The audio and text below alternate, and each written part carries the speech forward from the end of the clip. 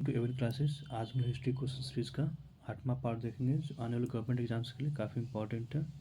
तो आइए शुरू करते हैं। आज का हमारा पहला सवाल है, वल्लभ भाई पटेल को सरदार की उपाधि किसने दी थी? फ्रेंड्स, 1928 में बारडोली सत्याग्रह के आंदोलन दौरान महात्मा गांधी ने वहाँ की महिलाओं के बिहार पे सरदार पटेल को सरदार की उपाधि दी थी। ऑप्शन ए इसका सही आंसर हो जाएगा, महात्मा गांधी। नेक्स्ट, भूदान आंदोलन किसने प्रारंभ किया? फ्रेंड्स, भूदान आंदोलन भूमिहीन किसानों को भूमि प्रदान करने के लिए था और ये पोचमपल्ली में, जो कि आंध्र प्रदेश में था उस समय 1940 में विनोबा भावे ने स्टार्ट किया था। नेक्स्ट, भारत में 1918 में प्रथम मजदूर संघ की स्थापना की थी। फ्रेंड्स, ऑप्शन बी इसका सही आंसर हो जाएगा, वीपी वाडिया ने की थी 1918 में। मद्रास मजदूर संघ की स्थापना की थी और फिर महात्मा गांधी ने अहमदाबाद टेक्सटाइल लेबर एसोसिएशन की स्थापना 1918 में ही की थी। Next, Bharat trade union Congress के पहले अध्यक्ष कौन थे? Friends, Bharat trade union Congress के पहले अध्यक्ष ऑप्शन सी लाला लाजपत राय थे। कब हुआ था फ्रेंड्स? 1920 में हुआ था और इसके 1920 में बॉम्बे में हुआ था और इसके फाउंडर कौन थे? फाउंडर एनएम जोशी थे और प्रेसिडेंट लाला लाजपत राय थे। और ये इंस्पायर्ड किससे था? इंस्पायर्ड था 1919 में इंटरनेशनल अंतर्राष्ट्रीय श्रम संगठन की स्थापना हुई थी और पहली बार डिवाइडेड कब हुआ था फ्रेंड्स? 1929 में नागपुर अधिवेशन में। नागपुर अधिवेशन के प्रेसिडेंट कौन थे? Jawaharlal Nehru. Next, communist international का सदस्य बनने वाला पहला भारतीय कौन था? फ्रेंड्स, कम्युनिस्ट इंटरनेशनल 1919 में लेनिन के द्वारा स्टार्ट किया गया था मॉस्को में।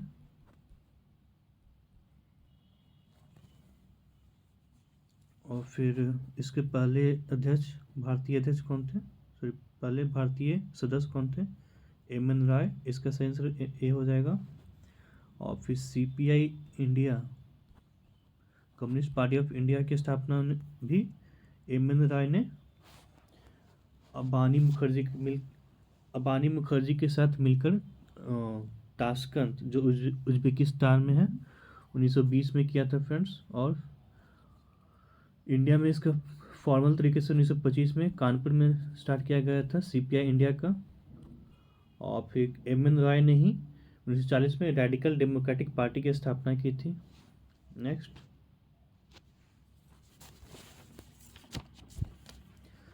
रॉलेट एक्ट लाने का प्रयोजन क्या था? फ्रेंड्स, रॉलेट एक्ट 1919 में लाया गया था, वर्ल्ड वॉर 1 खत्म होने के बाद लाया गया था। इसका पर्पस था राष्ट्रीय एवं क्रांतिकारी गतिविधियों पर रोक लगाना। ऑप्शन बी इसका सही आंसर हो जाएगा। फ्रेंड्स, रॉलेट एक्ट का मेन नाम अराजक एवं क्रांतिकारी अपराध अधिनियम था, anarchical and revolutionary crimes act 1919। इसके कानून के अनुसार किसी को भी बिना ट्रायल के 2 वर्ष के लिए देश से बाहर निकाल सकते थे या फिर आजीवन कारावास दे सकते थे। ठीक है फ्रेंड्स, गांधी जी ने इसको ब्लैक एक्ट के नाम से बोला था और गांधी जी का पहला मास आंदोलन या मास स्ट्राइक रॉलेट एक्ट के अगेंस्ट ही हुआ था। नेक्स्ट, रॉलेट एक्ट के विरुद्ध में किसने लगान न देने का आंदोलन चलाने का सुझाव दिया था? फ्रेंड्स, वो थे स्वामी श्रद्धानंद। स्वामी श्रद्धानंद ने इस एक्ट को बिना वकील, बिना अपील, बिना दलील का कानून कहा था। नेक्स्ट, जालियांवाला बाग हत्याकांड हुआ था? फ्रेंड्स, जालियांवाला बाग हत्याकांड 13 अप्रैल 1919 में हुआ था। ऑप्शन सी इसका सही आंसर हो जाएगा। फ्रेंड्स, 6 अप्रैल को गांधी जी ने सत्याग्रह स्टार्ट किया था और 9 अप्रैल को सैफुद्दीन किचलू एंड सत्यपाल को अरेस्ट करके एक अननोन जगह पे ले गया था और इसी के खिलाफ लोग इकट्ठा हुए थे पार्क में। और उस दिन बैसाखी का दिन था और मार्शल लॉ लगा हुआ था, लोगों को पता नहीं था। और वहाँ का जो पंजाब का लेफ्टिनेंट गवर्नर उस टाइम कौन था फ्रेंड्स? Michael O Dyer. और जो गोली चलाने वाला कौन था? उसका नाम था ब्रिगेडियर जनरल डायर। इसमें फ्रेंड्स हज़ारों लोग मारे गए थे और गवर्नमेंट एग्जैक्ट के डाटा के अकॉर्डिंग 1650 बुलेट्स फायर हुए थे। नेक्स्ट, निम्नलिखित में से किसके विरोध में रविन्द्रनाथ टैगोर ने अपनी नाइटहुड का परित्याग कर दिया था? फ्रेंड्स, रॉलेट इसका सही आंसर हो जाएगा जालियांवाला बाग जनसंहार जो 1919 में हुआ था। उसमें टैगोर ने नाइटहुड की उपाधि परित्याग कर दिया था और गांधी जी ने अपना कैसर ए हिंद की उपाधि भी परित्याग कर दिया था। फ्रेंड्स, उस टाइम के वायसराय कौन थे? जेम्सफोर्ड थे। ठीक है। और कार्यकारिणी परिषद से शंकरन नायर ने अपना रिजिग्नेशन दे दिया था वहाँ पे।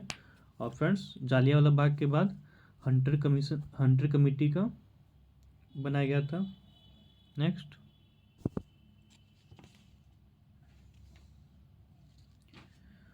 जालियांवाला बाग हत्याकांड के जिम्मेदार ओ डायर को निम्न में से किसने मार डाला? फ्रेंड्स, ओ डायर उस टाइम पंजाब के कौन थे? एलजी थे, लेफ्टिनेंट गवर्नर थे। तो उधम सिंह ने इनको मारा था। कब मारा था? 1939 में मारा था फ्रेंड्स। और 1940 में उधम सिंह को फांसी की सज़ा हुई थी और 1974 में उनके अस्थियों को भारत लाया गया था। फ्रेंड्स, उधम सिंह ने किस नाम से अपना नाम क्या रखा था उस टाइम? राम मोहम्मद आज़ाद सिंह। नेक्स्ट, खिलाफत आंदोलन का समर्थन दिया था? फ्रेंड्स, खिलाफत आंदोलन का समर्थन गांधी जी ने दिया था। ऑप्शन डी इसका सही आंसर हो जाएगा। खिलाफत कमेटी का फॉर्मेशन कौन किए थे फ्रेंड्स? अली ब्रदर्स, मोहम्मद अली और शौकत अली। और प्रेसिडेंट कौन थे? ऑल इंडिया खिलाफत कॉन्फ्रेंस जो 1919 में दिल्ली में हुआ था, उसके प्रेसिडेंट थे महात्मा गांधी। ठीक है फ्रेंड्स। और स्वामी श्रद्धानंद ने हिंदू मुस्लिम एकता पर जामा मस्जिद पे स्वामी श्रद्धानंद ने अपना स्पीच दिया था। स्वामी श्रद्धानंद ने स्पीच दिया था हिंदू मुस्लिम एकता पे जामा मस्जिद पे खड़े होके। ठीक है फ्रेंड्स। और उस टाइम हाकिम अजमल खान ने अपना टाइटल जो उनको मिला था हाजिक उल मुल्क को की परित्याग कर दी थी। ठीक है। नेक्स्ट, गांधी जी को किसने सावधान किया था कि मुस्लिम धार्मिक नेताओं और उनके अनुयायियों को कट्टरपन को प्रोत्साहित न करें? फ्रेंड्स, मोहम्मद अली जिन्ना ने ऐसा गांधी जी को सुझाव दिया था। फ्रेंड्स, इसके अगेंस्ट तिलक भी थे। तिलक भी नहीं चाहते कि धर्म के अनुसार पे ऐसा कुछ किया जाए। और फिर मदन मोहन मालवीय भी इस आंदोलन के सपोर्ट में नहीं थे। नेक्स्ट, 1921 में मोपला आंदोलन शाखा थी। मोपला आंदोलन शाखा क्या था फ्रेंड्स? ये खिलाफत आंदोलन के अगेंस्ट में था। ऑप्शन ए इसका सही आंसर हो जाएगा। खिलाफत आंदोलन की मोपला विद्रोह का मतलब फ्रेंड्स ये केरला में हुआ था। और खिलाफत आंदोलन के दौरान और भी कुछ कुछ विद्रोह हुए थे, जैसे अवध किसान मूवमेंट इक्का मूवमेंट, ये सब यूपी में हुआ था। फिर सिख आंदोलन पंजाब में हुआ था, महंस को हटाने के लिए। नेक्स्ट,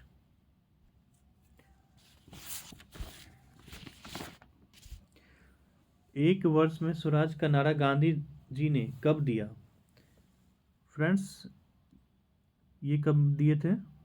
सही असहयोग आंदोलन के समय। फ्रेंड्स, असहयोग आंदोलन एनसीएम फर्स्टली फॉर्मल तरीके से 1 अगस्त 1920 को लॉन्च हुआ था और उसी उसी दिन तिलक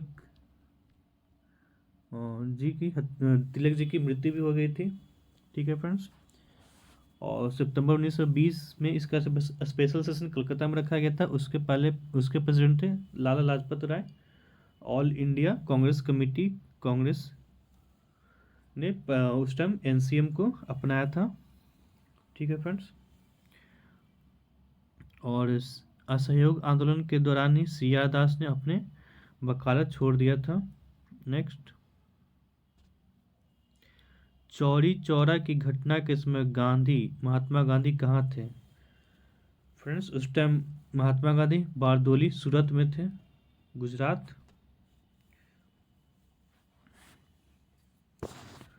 चौरी चौरा हत्याकांड कब हुआ था फ्रेंड्स? 5 फरवरी 1922। कहाँ पे है ये चौरी चौरा? ये गोरखपुर के पास में एक छोटा सा गांव था उस टाइम।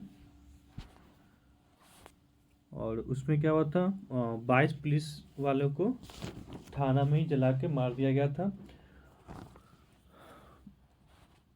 और फ्रेंड्स, एनसीएम तो चल ही रहा था। 5 फरवरी को गांधी जी ने रखा था कि उस टाइम हम लोग सीडीएम सविनय अवज्ञा आंदोलन स्टार्ट करेंगे। उसी टाइम चौरी चौरा हत्याकांड हो गया था। तो इसके बाद गांधी जी ने 12 फरवरी को जो एनसीएम चल रहा था उसको वापस ले लिया और 10 मार्च को गांधी जी को 6 साल की सज़ा हो गई, वो जेल चले गए। और जो 12 फरवरी को जो जिस रिजोल्यूशन से वापस लिया गया था एनसीएम, उसको बारदोली रिजोल्यूशन कहते हैं या बारदोली प्रस्ताव कहते हैं। नेक्स्ट, दिल्ली में 24 फरवरी 1922 को आयोजित अखिल भारतीय कांग्रेस समिति की बैठक में असहयोग आंदोलन वापस लेने के लिए गांधी जी के विरुद्ध निंदा प्रस्ताव किसने प्रस्तुत किया था? फ्रेंड्स, गांधी जी ने असहयोग आंदोलन एनसीएम को वापस ले लिया था 12 फरवरी को।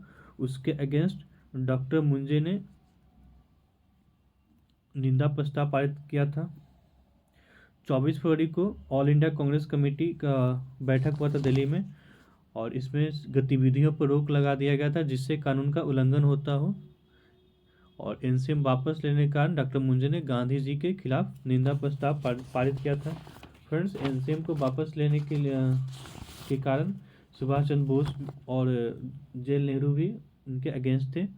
सुभाष चंद्र बोस ने अपने ऑटोबायोग्राफी इंडियन स्ट्रगल में इसे राष्ट्रीय आपदा कहा था और जेल नेहरू ने इसे आश्चर्य और घबराहट प्रकट किया था इससे, एनसीएम वापस लेने से। नेक्स्ट, असहयोग आंदोलन के दौरान विदेशी वस्त्रों के लिए जलाए जाने पर किसने महात्मा गांधी को लिखा था कि यह निष्ठुर बर्बादी है?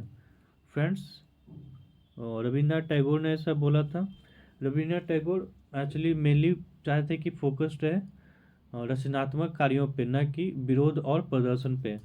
गांधी जी विदेशी वस्त्रों की होली इसलिए जला रहे थे कि जो भी विदेशी सामान का जो भारत मार्केट बाजार बना हुआ है तो इस तरीके से उसका कमी होगा और ब्रिटिशर्स डिस्करेज होंगे कि उनका मार्केट कम हो रहा है। मेन ब्रिटिशर्स का पर्पस वही था कि इंडिया में अपने सामान बेचें।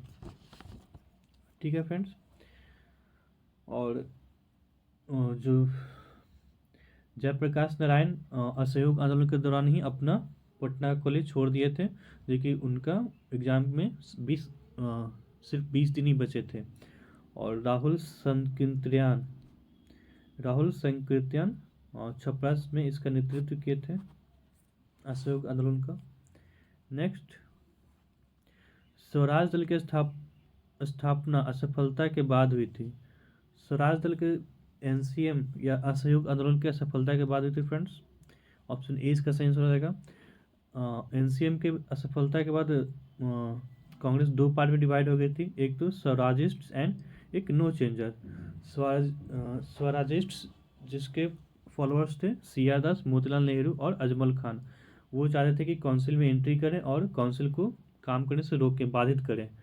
और जबकि नो चेंजर्स का मानना था कि अभी हम लोग पॉलिटिकली एक्टिव नहीं रहते हैं और कंस्ट्रक्टिव वर्क करते हैं। नो चेंजर्स में कौन कौन थे? वल्लभ भाई पटेल थे, राजेंद्र प्रसाद थे और राजगोपालाचारी और M A अंसारी थे। इनका फोकस था कि गांव में या अनटचेबिलिटी को रिमूव करना या फिर एजुकेशन प्रदान करना लोगों को। और फाइनली गया सेशन 1922 में हुआ था, जिसमें कांग्रेस खिलाफत स्वराज दल का स्थापना हुए थे। और गया सेशन के प्रेसिडेंट कौन थे? सी आर दास थे। और स्वराज दल के पहले प्रेसिडेंट के रूप में कौन बने? सी आर दास। और इसके सेक्रेटरी कौन थे? मोतीलाल नेहरू। नेक्स्ट, स्वराज आम जनता के लिए होना चाहिए, केवल वर्गों के लिए नहीं, के प्रसिद्ध सूत्र की घोषणा की। फ्रेंड्स, इसकी घोषणा सी आर दास ने की थी। सी आर दास को देशबंधु के नाम से जानते हैं। और दीनबंधु किनको कहते हैं फ्रेंड? चार्ल्स एंड्रू को।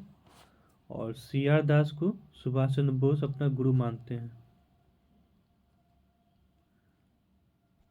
नेक्स्ट, कांग्रेसी नेताओं द्वारा मॉन्टेग्यू चेम्सफोर्ड रिपोर्ट की निंदा करने पर कई नरमपंथियों ने पार्टी को छोड़कर निम्न में से कौन सी पार्टी का गठन किया? तो फ्रेंड्स, बहुत सारे जो नरमपंथी के नेता थे वो चेम्सफोर्ड एक्ट को सपोर्ट करते थे और वो एनसीएम के अगेंस्ट थे। इस तो फिर उन्होंने Indian liberal federation option D party का स्थापना किया था। इसके मेनली संस्थापक कौन थे? SN बनर्जी थे। नेक्स्ट, सेंट्रल लेजिस्लेटिव असेंबली का प्रथम भारतीय अध्यक्ष या स्पीकर कौन था? फ्रेंड्स, विठल भाई जे पटेल थे। ये 1925 में बने थे स्पीकर। और विठल जे भाई पटेल स्वराज दल के सह संस्थापक भी रहे थे। नेक्स्ट, 1928 में साइमन कमीशन भारत में किस उद्देश्य से आया? फ्रेंड्स, इसका ऑप्शन ए सही आंसर हो जाएगा, प्रशासनिक सुधार पर विचार करने के लिए। जब गवर्नमेंट ऑफ इंडिया एक्ट 1919 में लाया था तो उसमें एक प्रावधान था कि 10 साल बाद उसका रिव्यू किया जाएगा। लेकिन 1929 में ब्रिटेन में इलेक्शन था तो कंजर्वेटिव पार्टी चाहती थी कि जो भी भारत का जो रिव्यू करना था वो हम लोग ही करें। तो 2 साल पहले ही 1927 में इसका फॉर्मेशन कर दिया था। इसमें मेन प्रॉब्लम क्या था? जो इस साइमन कमीशन बना था उसमें 7 मेंबर्स थे और सारे के सारे अंग्रेज थे। और उस टाइम ब्रिटेन के PM कौन थे फ्रेंड्स? उस टाइम बाल्दीन उस टाइम ब्रिटेन के PM थे और लॉर्ड ब्रिकेनहेड भारत के सेक्रेटरी थे। नेक्स्ट, भारतीयों ने साइमन कमीशन का बहिष्कार किया था क्योंकि इसका कोई सदस्य भारतीय नहीं था। इनका कहना था कि भारत के फ्यूचर का डिसाइड हम लोग करेंगे, और जबकि साइमन कमीशन में कोई भारतीय सदस्य नहीं था। तो मद्रास सेशन 1927 में हुआ था। उसके प्रेसिडेंट थे M A अंसारी। उन्होंने डिसाइड किया कि हम लोग इसका बायकॉट करेंगे। फ्रेंड्स, सारे दल इसका बायकॉट किए थे। उसमें से कांग्रेस तो थे ही, और हिंदू महासभा के जो उदारवादी नेता थे वो लोग भी थे, और मुस्लिम लीग के मेजोरिटी ऑफ जो लीडर्स थे इसके विरोध में थे। लेकिन कुछ लोग जैसे unionist party of Punjab, justice party of south India और मुस्लिम लीग के भी कुछ नेता जो मोहम्मद सैफी के साथ थे, वो साइमन कमीशन का बहिष्कार नहीं किए थे, वो साइमन कमीशन के साथ ही थे। नेक्स्ट,